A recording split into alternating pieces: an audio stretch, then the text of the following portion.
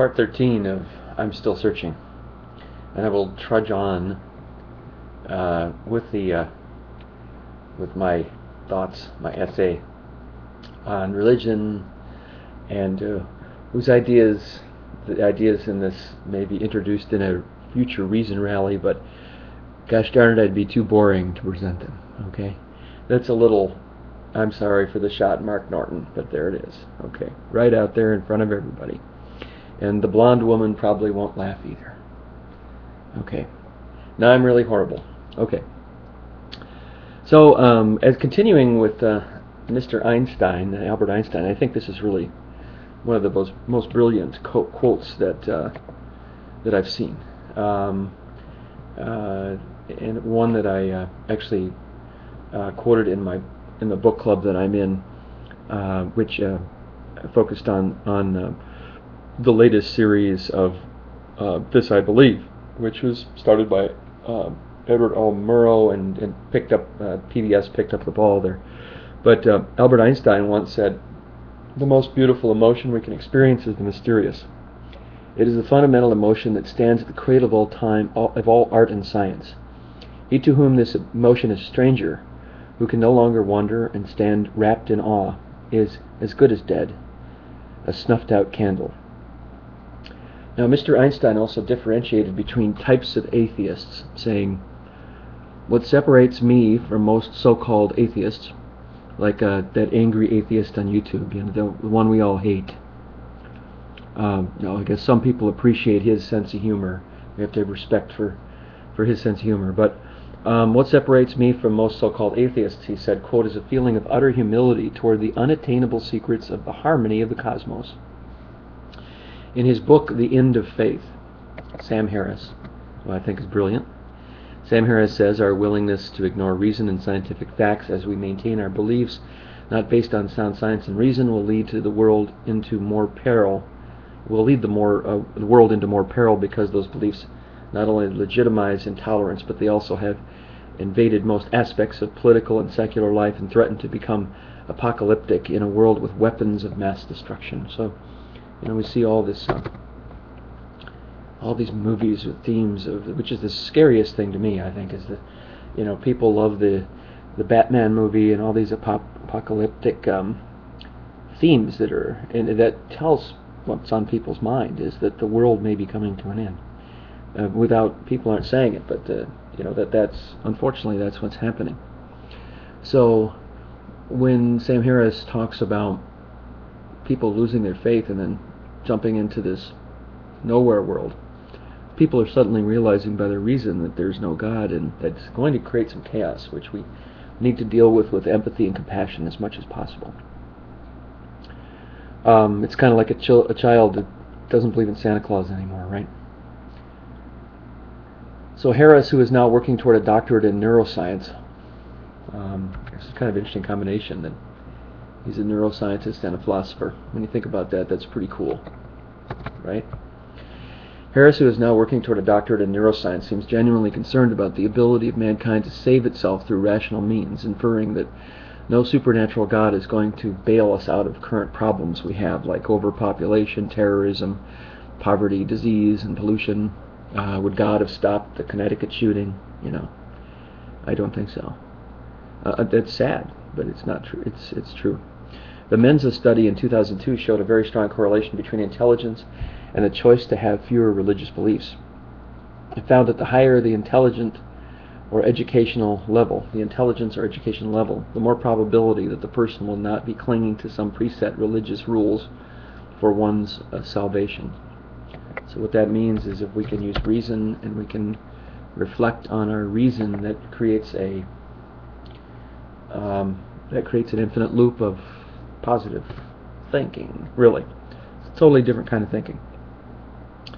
Studies also proved recently there is no evidence that prayer helps people, which is kind of sad to some. I can understand that. A double-blind study was done, and it found that lives of people in hospitals who were prayed for did not improve appreciably and sometimes got worse.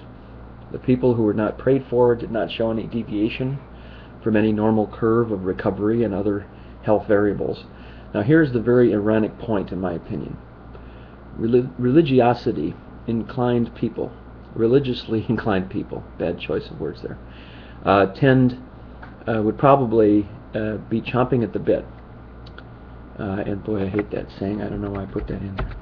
Chomping at the bit to interpret information that, let's say, would prove that Jesus' birth could not be tracked to any sexual intercourse beforehand. This is interesting to them. Now, say that science was able to analyze the body of Jesus' mother and determine that she could not have received sperm from any male contributor in order to give birth.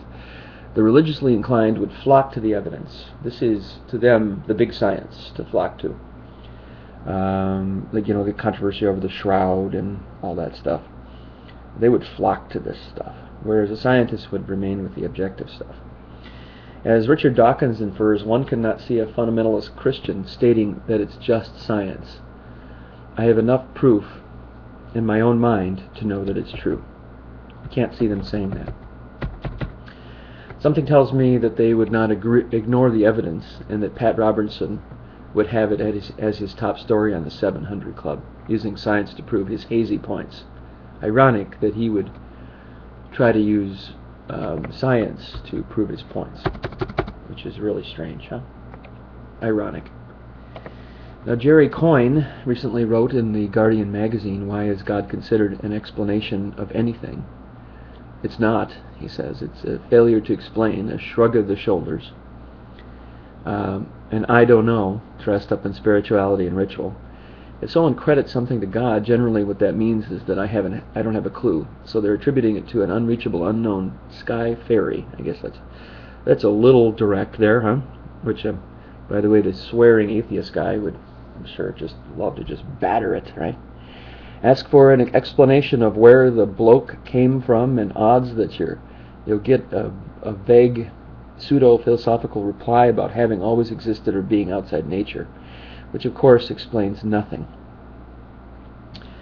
Well, I have used the argument with deeply ingrained and somewhat militant atheists that there could be something outside the five senses that are not perceiving that what could be true. But they counter with the argument that how can we know anything outside the realm of science? That's a good point.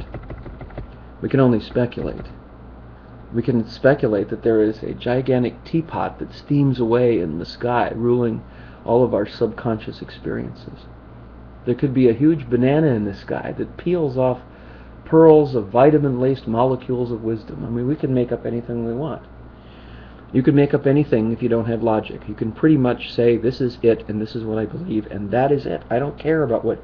And that's the prime point of where religion stops compassion, is that it says, I don't care what you think.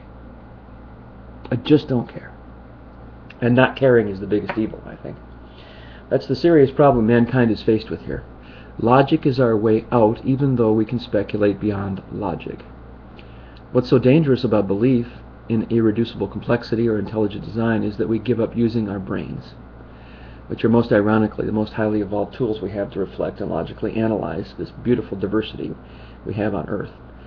I think if there is a God, oh, there I go again, he or she or it would want us to use every single cell of our brains to comprehend this complex and wonderful, beautiful world. Traditional faith, you are going in the wrong direction. Let's appreciate the marvelous complexity of the one-celled animal, or what salt looks like under a microscope, or the colors of the rainbow. Even the religious could be taught to appreciate the 10 to the googolplex power of biologic beauty that has been dumped on us in our very, very short lives on this planet. Amen, brother.